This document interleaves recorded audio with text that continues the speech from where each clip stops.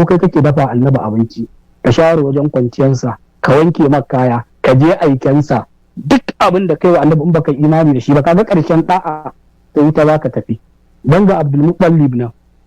ya kare annabi iya karewarsa, ya zamto ba a iya taba annabi a cikin littafin ku, ba a taba annabi har sai da ya mutu, amma da bai imani ba ya tafi wuta. Ga iyayen annabi nan uwa da uba suna wuta, kun faɗi sunansu kun ce kuma suna wuta,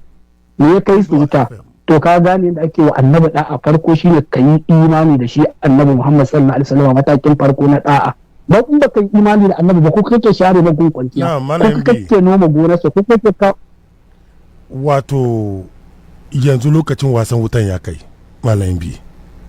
Barin karasa bashi amsa sa. Karasa. Yawa. Wallahi na amanu bi, shi da farko ka yi imani da shi annabi Muhammad sallallahu alaihi wasallama, wannan shine matakin farko. In baka imani da annabi ba wani magana da'a a ciki. Ka yi imani da annabi Muhammad sallallahu alaihi wasallama, shi da wallahi na amanu bi shi wa azzaru, ka karfafe shi, wa nasaru kuma ka taimake shi isar da da'awa, fita yaƙi da sauransu, wattaba nuran lazi unzila ma'au, kuma kai imani da Qur'anin da ba kwa su. Allah ce ula'ika wa'anda suka aikata wa'annan humul muflihuna, su ne masu samun babban rabo. To kaji yanda ake wa annabi da'a, ba irin yanda kake tsammani ita ce da'a ba. Yawa, da haka kai inda kuka tafi ma daban, inda kuka tafi daban. Da haka har yanzu zai ku gaya mana wanda ya kamata wata aya da Allah ce a zo abu wani littafin bayan Qur'ani ba, kuma na san wallahi ba ku da ita.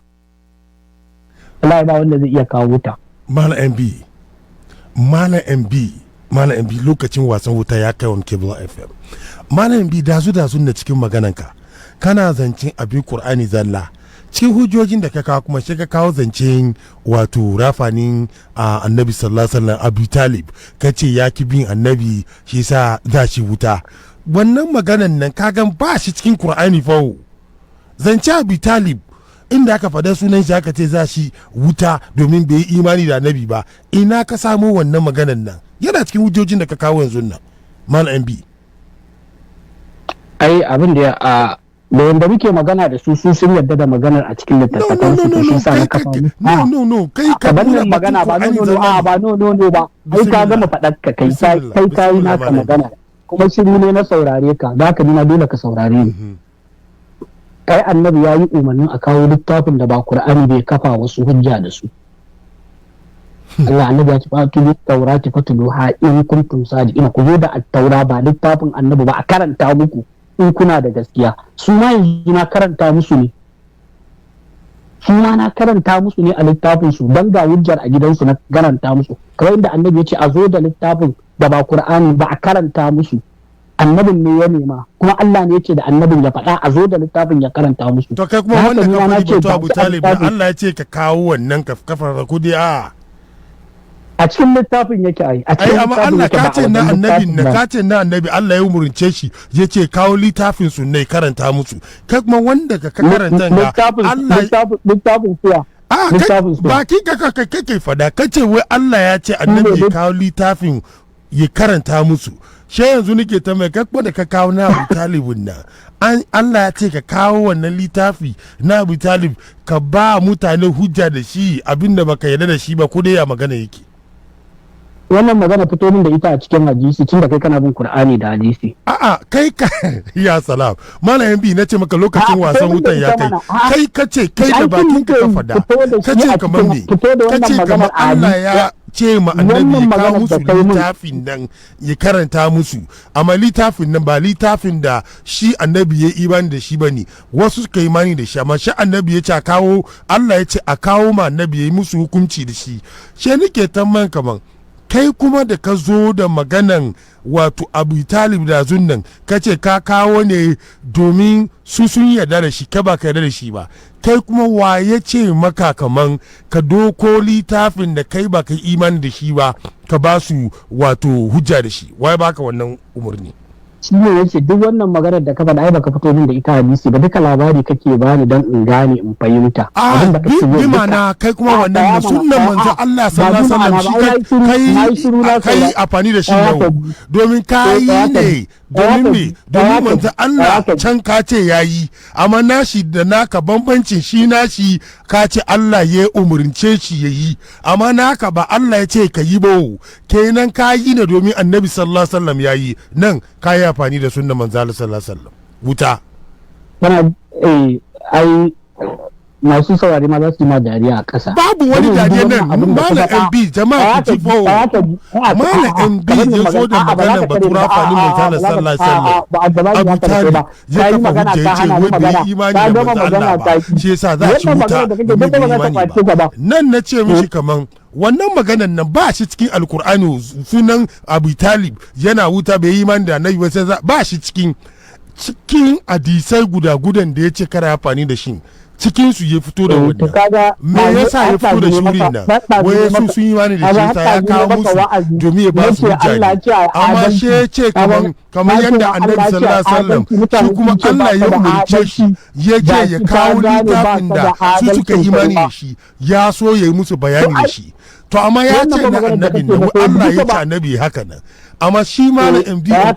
ba Allah ya ce yayi wannan ba shi yayi kenan ya yi ne domin manzo Allah ya yi wani abin da ya kama da haka nan amma ba da Allah bai ce yi ba ya yi ne domin manzo Allah ya yi wani abu da ke kama da haka nan kenan nan ko ka ki kaso Malam MB ka yi sunnan manzo Allah sallallahu alaihi wasallam karara on Kibla FM. To in ka gama sai kai magana ka gama. Za mu ci gaba yanzu aka so wannan sai dai a baka minti 20 kai ma ka yi karatu. Sai a bude ma saurare su su tambaye ka. Ai ka gan ka duba fa na bari masu kira suna maka tambayoyi. Tsaya ka jin gaya maka. Ai duk wannan abin da kake yi shi ya ɗazo na nuna maka cewa irin rashin adalcinka har na gaya maka Allah ce a adalci. Tsaya ka ji haka ne duk adalci da na maka da yawan ga malam. Tsaya ka ji mana. Da kai magana zan magana sai ka hana ni na rabu da kai ka ƙara yin disamtin magana zan magana ka ƙara hana ni shi sa sai ni shiru yanzu kai magana ta fi minti 10 kai kaɗai subhanallah ka yi shiru ni kuma ka bar min magana minti 2 yanzu ka yi shiru magana minti 2 kuma kai ka yi magana domin gaskiya ko wuta abinda Fuad ya faɗa dukansa ba magana ilimi ciki falsafa din ma wannan tsohuwar yayi canjin amfani da ka yi haƙuri wannan falsafa ɗin da kake yi ma duka an daina amfani da ita saboda kamar inda ka zauna nan kamar inda na zauna nan Malam Fuad kamar inda kake a zaune kamar inda kake bayani nake magana mutanen da suka zo suke sauraron mu Al-Qibla FM ba duka muka fi su hankali ba ba duka muka fi su tunani ba ba duka muka fi su dana abu ba don haka duk wannan kokarin da kake kai ɗauko ta magana ka gyara kai rikodin ka ce kaza wallahi ba za mutane sun san inda gaskiya take na ji ba komai amma kayi maganan batun Abu Talib ka ce kaman bai imani da manzo Allah ba shi yasa za shi wuta ko baka fada ba yanzu ina so da bakin ka ce ka fada to sai ka ga mi ina ka samo wannan maganan nan shine maganan wani bai aiki wani kaza ne shin ka fada ko baka fada ba zai ka ba yanzu minti 2 na ne zaka bar nan karasa ko kuma zaka bar nan karasa ba nan na ce maka an soma wasan wutan kayi magana a tun farko ni ban shiga cikin maganan ka ba kusan 40 minutes kayi magana masu kira suka shigo kuka yi magana another 20 or so minutes awa daya ni minti daya na shigo da tambaya da yau na ce na ji cikin bayanin ka kawo wasu dalilanka hadda zancen Abi Talib rafani manzo Allah kace da yake bai imani da manzo Allah ba kagan za shi wuta she nake tambayanka ina ka samo wannan maganan she kace ka samo shi ne cikin littafin da waɗannan mutane suka imani da shi dalilin da yasa kai amfani da wannan littafi kace kaman manzo Allah kuma Allah ya ce ya kawo littafin wasu da shi bai imani da shi ba yayi musu hukunci da shi she yasa kai kuma kayi she nake tambayanka ka gan na manzo Allah nan ka ce Allah ya ce ya yi amma wanda kai on Kibla FM nan ba umurce ka yi wannan ba